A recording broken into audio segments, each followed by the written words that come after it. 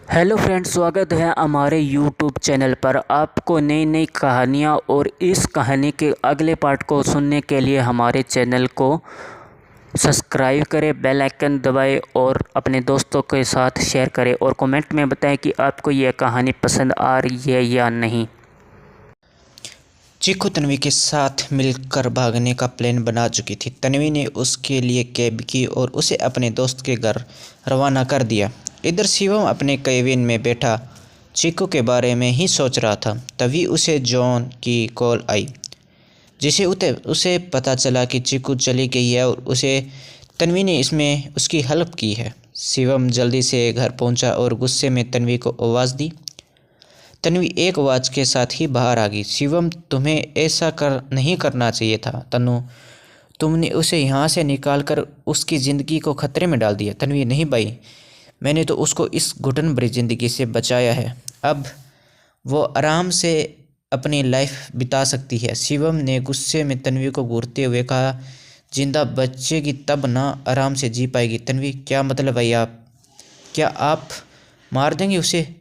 अब आप कत्ल भी करने लगे हैं? शिवम ने तन्वी की बात का कोई जवाब नहीं दिया। उसने उसकी दोस्त का एड्रेस पूछा जहां उसने चीकू को भेजा था, लेकिन तन्वी बोली, भाई मैं मर जाऊंगी लेकिन आपको उस तक तो नहीं पहुंचने दूंगी। अब और ज़्यादा ज्यादती नहीं करने दूंगी मैं आपको उसके साथ। शिवम, उसकी जान जा सकती है। पागल लड़की, बताओ मुझे कहाँ भेजा है तुमने उसे? तन्वी ने जल्दी से और डरते हुए कहा। आप उसे मार दोगे भाई? मैं नहीं बताऊंगी। शिवम, मैं नहीं, लोग मार देंगे उसे जो उसके पीछे पड़े हैं। वो कोई मामूली लड़की नहीं है, रजत सिंघानिया की इकलौती बेटी है। उसकी सारी जायदाद उसी के नाम पर है और इसके लिए बहुत से लोग उसे मारना चाहते हैं। तन्वी शिवम का मुँह देखती रही तो शिवम फिर से बोला, मुझे बताओ तुमने कहाँ भेजा उसे? एड्रेस दो मुझे। तन्वी ने शिवम को एड्रेस दे दिया और अपनी दोस्त के पास फ़ोन किया जहाँ उसने चीकू को भेजा था। तन्वी की दोस्त ने बताया कि चीकू तो यहाँ पहुँची नहीं है। तन्वी शिवम को देखने लगी। इसका मतलब भाई सच बोल रहे हैं?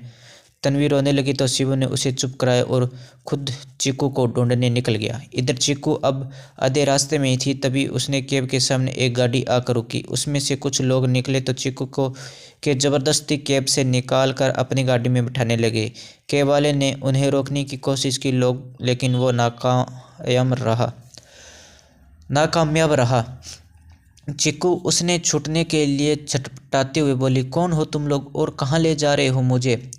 सबने मुँह ढके हुए थे, कोई कुछ नहीं बोल रहा था। चीकू बहुत ज़्यादा घबरा गई थी। वो उस वक्त को कोस रही थी जब उसने तन्वी की बात मानी थी और उससे घर से भागी थी। चीकू बहुत बुरी तरह से कांपने लगी थी। उसकी आंखों से लगातार आंसू बह रहे थे और वो कुछ कर भी नहीं पा रही थी।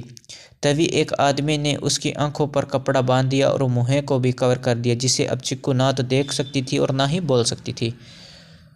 कुछ दूर चलने के बाद उसे कार से निकालकर एक खाली कमरे में छोड़ दिया और कमरे को तेज़ आवाज़ के साथ बंद कर दिया गया। चीकू की हालत बहुत ज़्यादा ख़राब थी। उसे समझ नहीं आ रहा था कि ये कौन लोग हैं जो उसे लेकर आए हैं। वो तो इस शहर में किसी को जानती भी नहीं है। शिवम के अलावा उसकी किसी के साथ नोक-झोंक भी नहीं हुई है। फिर ये कौन लोग हैं जो उसे यहाँ लेकर आए हैं? कहीं पैसे के लिए इन्होंने मुझे किडनैप तो नहीं किया है?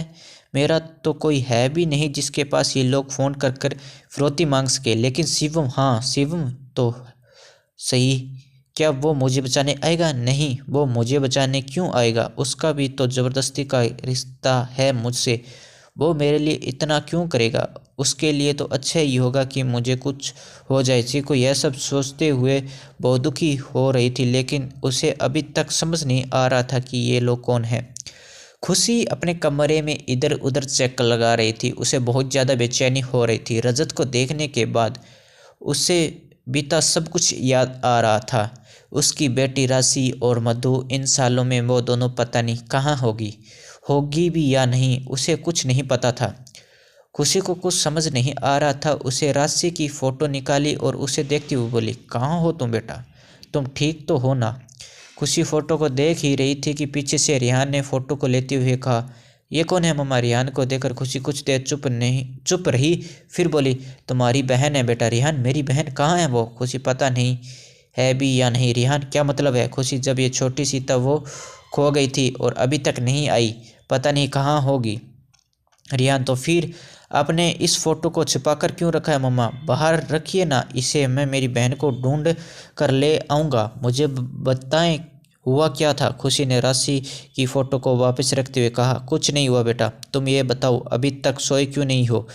सुबह स्कूल नहीं जाना है जो इतनी देर तक जग रहे हो? रिहान, मुझे नींद नहीं आ रही, इसलिए मैं घूमने लगा था। आपके रूम की लाइट ऑन देखी तो इधर चला आया। खुशी, ठीक है, अब जाकर सो जाओ। रिहान ने मुंह बनाया और चला गया। खुशी कुछ देर तक जगती रही, फिर वो भी सो गई। करनाल।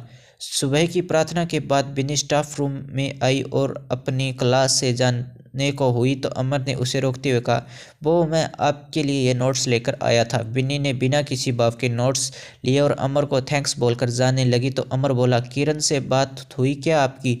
वो आज स्कूल नहीं आई है और मेरा फ़ोन भी नहीं पिक कर रही है, पता नहीं कहाँ गायब है, आजकल दिखाई ही नहीं देती। बिन्नी, मुझे तो नहीं पता, मेरी भी काफ़ी दिनों से उससे बात नहीं हुई है। अमर ने ठीक है कहा तो बिन्नी चली गई। अमर ने एक बार फिर से किरण को फ़ोन लगाया लेकिन कोई जवाब नहीं आया तो अमर ने खुद से कहा, गई कहाँ आखिर ये लड़की? देखता हूँ इसके घर जाकर आज।